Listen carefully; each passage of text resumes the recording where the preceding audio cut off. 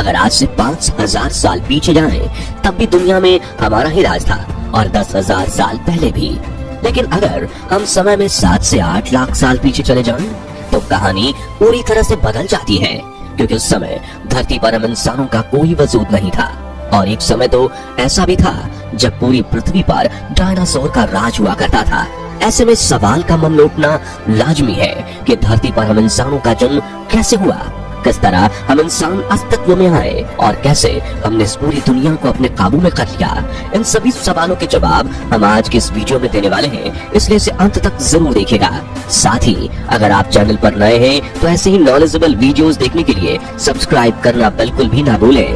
दोस्तों, आज से करीब 6.5 करोड़ साल पहले पृथ्वी से एक एस्ट्रॉयड टकराया था, जिसे हम चिक्सुलूब इम्पैक्टर के नाम से जानते हैं। इस एस्ट्रॉयड के टकराने से पृथ्वी पर ऐसा विनाश फैला मानो प्रलय आ गया हो, और इस प्रलय की चपेट में हर वो जानवर आया जिसका वजन 25 किलो या उससे ज्यादा था। यही वो घटना थी जिसने पृथ्वी से डायनासोर का अंत कर दिया। लेकिन डायनासोर का अंत होते ही पृथ्वी पर जीवों की एक बिल्कुल नई प्रजाति को पनपने का मौका मिला, और ये थे मैमल्स यानी स्तनधारी जीव। यकीन करना भले ही मुश्किल लगे, लेकिन इन्हीं जीवों के पनपने से धरती पर इंसान के वजूद में आने की नींव डली। छोटे आकार के इन जीवों ने इस प्रलय से खुद को बचाने के लिए धरती के नीचे अपना बसेरा बना लिया, और क्योंकि महाविनाश होने के कारण धरती पर खाने के लिए कुछ भी नहीं बचा, तो ऐसे में सरवाइव करने की खातिर इन्होंने सब कुछ खाना शुरू कर दिया। सब कुछ यानी अपने से छोटे बड़े सभी तरह के जीव। धीरे धीरे समय बीता और धरती पर फिर से हरियाली आने लगी। हालांकि प्रलय के समय दुनिया में सिर्फ 5% ही जीव बचे थे, लेकिन समय के साथ उन्हीं जीवों से नई नई प्रजातियां वजूद में आने लगी। इसी तरह आज से करीब 5.5 करोड़ साल पहले बंदर जैसे दिखने वाले जीवों की प्रजातियां अस्तित्व में आई, जिनकी दूसरे जीवों से अलग सामने की तरफ थी। यही वो दौर था जब इन जीवों की रीढ़ की हड्डी को दिमाग से जोड़ने वाला छेद फोमेन मैग्नम खोपड़ी के पिछले हिस्से से बीच में शिफ्ट हो गया। इससे हुआ ये कि इन जानवरों में 2 पैरों पर चलने की एबिलिटी आ गई, और इसी तरह ये जीव समय के साथ इवॉल्व होते गए। आज से लगभग 4.7 करोड़ साल पहले पृथ्वी के वातावरण और इसके भौगोलिक संरचना में बहुत अहम बदलाव हुए, और इसका हम इंसानों के वजूद में आने पर बहुत गहरा असर पड़ा। दरअसल आज हम दुनिया के नक्शे को जिस रूप में देखते हैं वो 4.7 करोड़ साल पहले ऐसा नहीं हुआ करता था। लेकिन पृथ्वी की टेक्टोनिक प्लेट्स में लगातार होने वाली हलचल की वजह से इंडियन प्लेट, जो पहले गोंडवाना सुपर कॉन्टिनेंट का हिस्सा हुआ करती थी, वो इससे अलग होकर उत्तर दिशा में बढ़ते हुए यूरेशियन प्लेट के साथ टकरा गई, और इस टकराव की वजह से ही दुनिया में एक नई और बेहद विशाल पर्वत श्रृंखला का जन्म हुआ, जिसे हम आज हिमालय के नाम से जानते हैं। हिमालय पर्वत इतना ऊंचा था कि इसकी वजह से दुनिया के मौसम का पैटर्न ही बदल गया, और धीरे धीरे करके पृथ्वी और ज्यादा ठंडी होने लगी। इसके साथ ही इस पर्वत की बर्फ ने आगे चलकर कई विशाल नदियों को जन्म दिया, जो धरती पर जीवन का एक मुख्य स्रोत बनी। करीब 3 करोड़ साल पहले पृथ्वी थोड़ी और ठंडी हुई और इसमें बड़े बड़े घास के मैदान बनने लगे।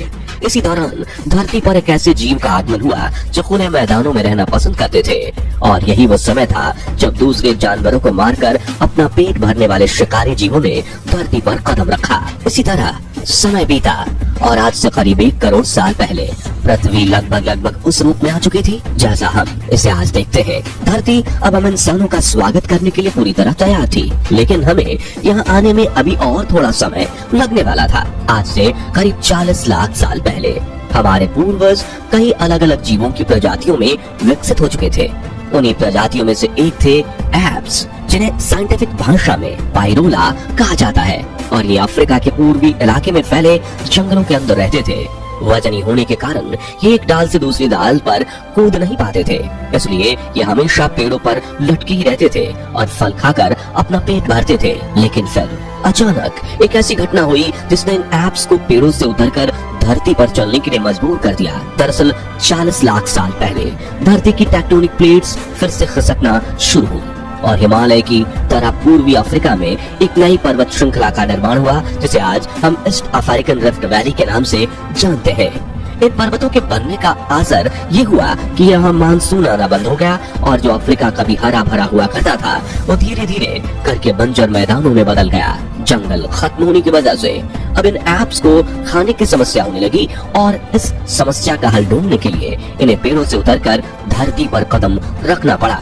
एक्सपर्ट्स बताते हैं कि हमारे जिन पूर्वजों ने धरती पर पहली बार कदम रखा था उनका नाम आर्डिपिथेकस रेमिडस था।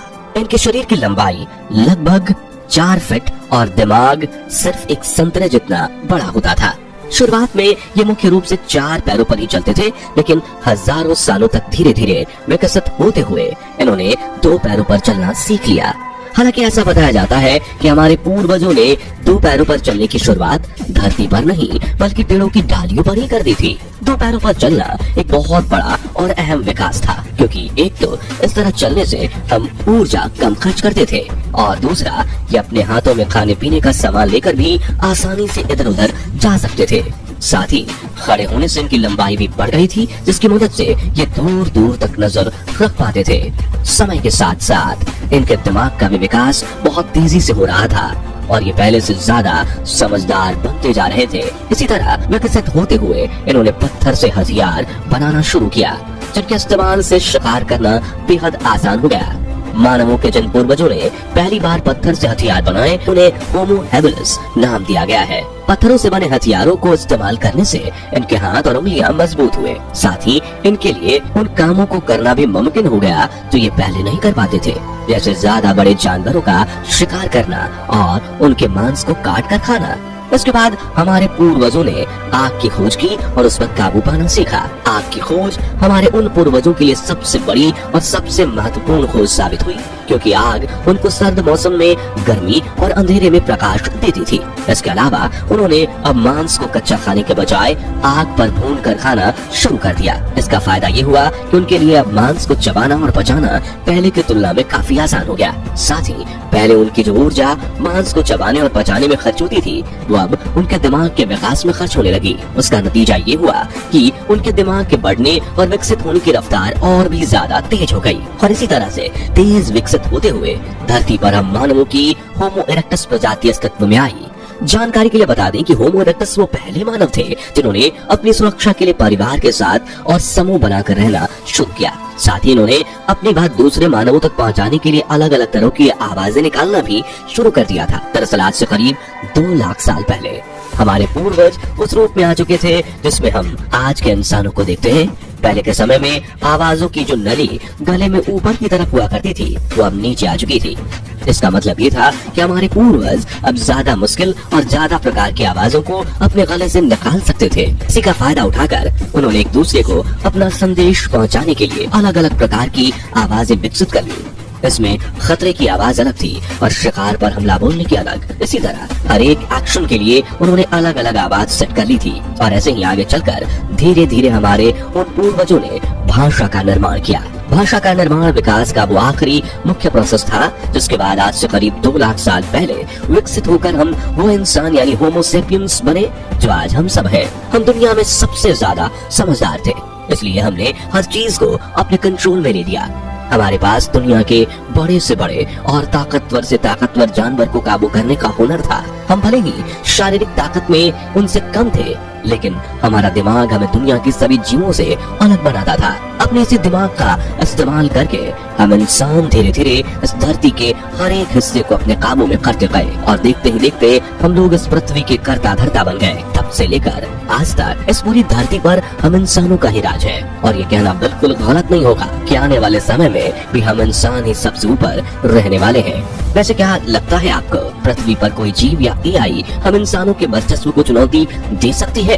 कमेंट करके अपनी राय जरूर शेयर करें। बाकी दोस्तों हमारी आज की इस वीडियो में बस इतना ही था। वीडियो अच्छी लगी हो तो इसे लाइक और शेयर जरूर करना और अगर आप हमारी फेसबुक पेज पर नए हैं तो पेज को फॉलो भी जरूर करें। मिलते हैं जल्दी एक ऐसी ही और इंटरेस्टिंग वीडियो में, तब तक के लिए गुड बाय, जय हिंद।